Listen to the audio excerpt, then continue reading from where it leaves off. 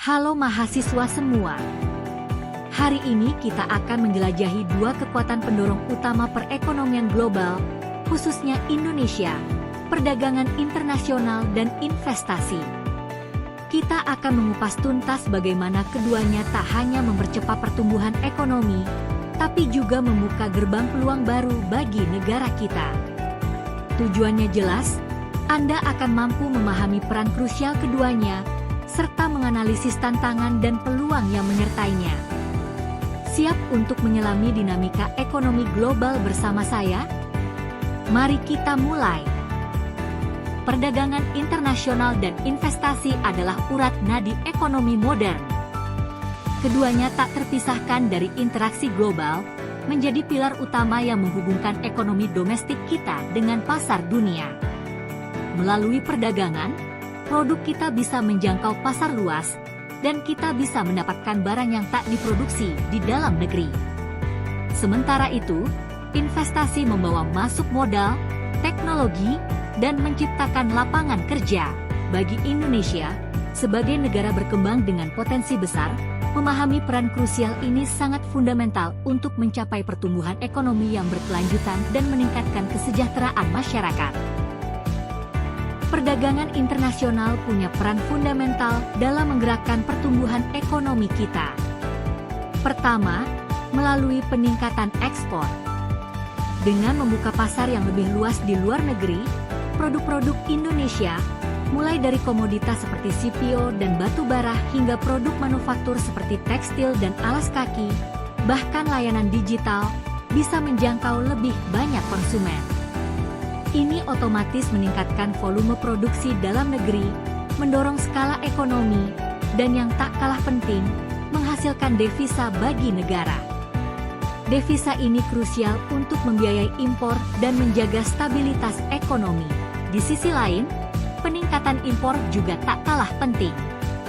Impor memungkinkan kita memenuhi kebutuhan akan bahan baku industri yang mungkin tidak tersedia di dalam negeri, memastikan roda produksi terus berputar.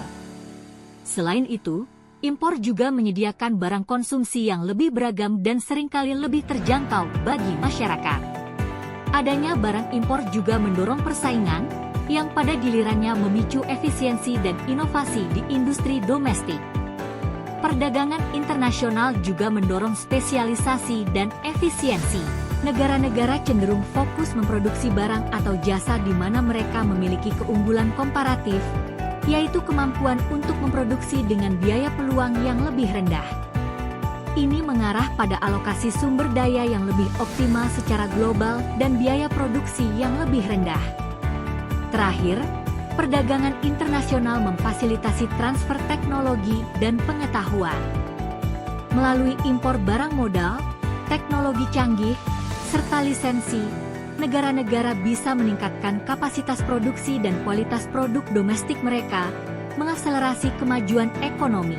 Tren ekspor-impor Indonesia yang bisa kita lihat pada grafik, jelas menunjukkan bagaimana dinamika perdagangan ini terus berkontribusi pada PDB kita. Investasi memegang peranan vital dalam mendorong pertumbuhan ekonomi. Mari kita bedah lebih lanjut. Investasi langsung asing, FDI, merupakan penanaman modal jangka panjang oleh perusahaan asing, baik untuk mendirikan usaha baru atau mengakuisisi yang sudah ada di Indonesia. FDI ini ibarat suntikan energi, ia menciptakan lapangan kerja baru, membawa serta transfer teknologi dan keahlian yang modern, serta meningkatkan kapasitas produksi nasional. Semua ini pada akhirnya berkontribusi pada peningkatan pendapatan negara melalui pajak dan devisa. Kemudian ada investasi portofolio asing, yaitu penanaman modal dalam bentuk saham, obligasi, atau instrumen keuangan lainnya. Meskipun sifatnya lebih jangka pendek, investasi ini menyediakan likuiditas di pasar keuangan domestik dan dapat memengaruhi stabilitas nilai tukar serta suku bunga. Terakhir, jangan lupakan investasi domestik. Peran pelaku usaha dalam negeri dalam menanamkan modalnya sendiri juga sangat krusial sebagai penggerak utama perekonomian. Grafik tren FDI di Indonesia, serta gambaran pabrik dan infrastruktur yang dibangun, jelas menunjukkan dampak nyata investasi pada kemajuan ekonomi kita. Perdagangan internasional dan investasi tak bisa dipisahkan. Keduanya saling mendorong dalam sebuah siklus yang menguntungkan. Perdagangan mendorong investasi. Bayangkan sebuah perusahaan asing melihat pasar ekspor yang luas untuk produk mereka yang bisa diproduksi di Indonesia. Potensi pasar ini akan menarik mereka untuk menanamkan modal FDI di sini, khususnya di sektor-sektor berorientasi ekspor. Demikian pula, jika industri di Indonesia sangat membutuhkan bahan baku impor, ini bisa memicu investasi asing untuk mendirikan fasilitas produksi bahan baku tersebut di dalam negeri. Investasi mendorong perdagangan. Sebaliknya, ketika investasi asing masuk, seringkali diikuti dengan peningkatan aktivitas perdagangan. Perusahaan asing yang beroperasi di Indonesia akan mengekspor produk jadi mereka ke pasar global. Di waktu yang sama, mereka mungkin juga mengimpor komponen atau bahan baku tertentu yang belum tersedia di Indonesia. Proses ini juga membentuk rantai nilai global, Global Value Chains, GVCs, di mana produksi suatu barang terbagi dan dilakukan di berbagai negara. Contoh nyatanya adalah investasi pabrik perakitan elektronik yang kemudian mengekspor produk jadinya, atau investasi di sektor pertambangan yang hasilnya kemudian diekspor ke berbagai negara. Perdagangan internasional membawa banyak keuntungan, namun juga diiringi sejumlah tantangan yang harus kita hadapi. Salah satunya adalah meningkatnya proteksionisme global, di mana negara-negara mitra menerapkan hambatan tarif dan non-tarif yang mempersulit ekspor kita. Kedua, volatilitas harga komoditas menjadi ancaman serius karena Indonesia masih sangat bergantung pada ekspor bahan mentah, membuat pendapatan kita rentan terhadap fluktuasi pasar dunia. Selain itu, daya saing produk Indonesia masih menjadi pekerjaan rumah, baik dari segi kualitas maupun harga di pasar global.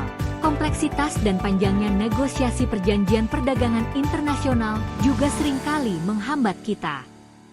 Tak lupa, isu lingkungan dan sosial kini menjadi tuntutan global yang harus dipatuhi. Dan yang terbaru adalah disrupsi rantai pasok global akibat gejolak geopolitik atau pandemi. Investasi, meski menguntungkan, juga menghadapi beragam tantangan di Indonesia. Salah satu hambatan terbesar adalah regulasi dan birokrasi yang terkadang kompleks serta kurang transparan, membuat proses perizinan terasa rumit bagi investor. Selain itu, kualitas sumber daya manusia kita yang belum merata juga menjadi perhatian, karena ketersediaan tenaga kerja terampil sangat krusial bagi industri modern. Keterbatasan infrastruktur, mulai dari jalan hingga pasokan listrik, juga sering menjadi kendala. Investor juga sangat mempertimbangkan kepastian hukum dan iklim investasi yang stabil. Tak lupa, persaingan global yang ketat dalam merebut investasi, serta tuntutan isu lingkungan dan sosial agar investasi bertanggung jawab, juga menjadi tantangan serius. Di balik tantangan, Indonesia menyimpan segudang peluang besar dalam perdagangan internasional dan investasi. Pertama, bonus demografi dan pasar domestik kita yang besar sangat menarik bagi investor yang berorientasi pada pasar. Kedua, kekayaan sumber daya alam kita menyediakan potensi luar biasa untuk hilirisasi dan ekspor produk olahan, bukan lagi bahan mentah. Ketiga, posisi geografis Indonesia yang strategis menjadikannya jalur perdagangan penting di kawasan. Keempat, perjanjian perdagangan bebas, FTA, yang terus diperluas membuka akses pasar baru bagi produk kita. Kelima, pesatnya ekonomi digital dan perkembangan industri 4.0 mendorong investasi di sektor teknologi dan jasa digital. Keenam, peningkatan kesadaran akan ESG, environmental, social, governance, menarik investasi berkelanjutan. Terakhir, upaya diversifikasi produk ekspor akan mengurangi ketergantungan pada komoditas, menciptakan ekonomi yang lebih tangguh. Untuk memaksimalkan peluang perdagangan dan investasi, kita butuh strategi yang terarah. Pertama, penyederhanaan regulasi. seperti yang diupayakan dalam UU Cipta Kerja, krusial untuk menciptakan iklim investasi yang ramah. Kedua, peningkatan kualitas SDM melalui pendidikan vokasi dan pelatihan keterampilan agar kita punya tenaga kerja kompeten. Ketiga, pengembangan infrastruktur, jalan, pelabuhan, bandara, energi, wajib terus digenjot untuk menunjang aktivitas ekonomi. Keempat, promosi dan diplomasi ekonomi harus lebih aktif mencari pasar dan investor. Kelima, penguatan rantai nilai global penting agar industri lokal terintegrasi. Keenam, penerapan standar internasional akan meningkatkan daya saing produk kita. Terakhir, fokus pada industri bernilai tambah melalui hilirisasi dan pengolahan akan mendorong pertumbuhan ekonomi yang lebih kuat. Perdagangan internasional dan investasi adalah motor vital bagi pertumbuhan ekonomi berkelanjutan Indonesia. Keduanya saling melengkapi, menciptakan sinergi dalam penciptaan lapangan kerja, transfer teknologi, dan peningkatan kesejahteraan. Indonesia memiliki potensi besar namun juga menghadapi tantangan kompleks yang memerlukan strategi komprehensif. Kolaborasi antara pemerintah, pelaku usaha, dan masyarakat adalah kunci untuk memaksimalkan peluang dan mengatasi hambatan di era ekonomi global ini. Baiklah, rekan-rekan mahasiswa, kita telah tiba di akhir pembahasan mendalam tentang peran vital perdagangan internasional dan investasi bagi perekonomian Indonesia. Saya harap Anda kini memiliki pemahaman yang komprehensif mengenai bagaimana dua elemen ini menjadi penentu utama pertumbuhan, serta tantangan dan peluang yang menyertainya. Ingatlah bahwa di era global ini, kemampuan kita untuk beradaptasi dan berkolaborasi dalam perdagangan serta investasi akan sangat menentukan masa depan ekonomi bangsa.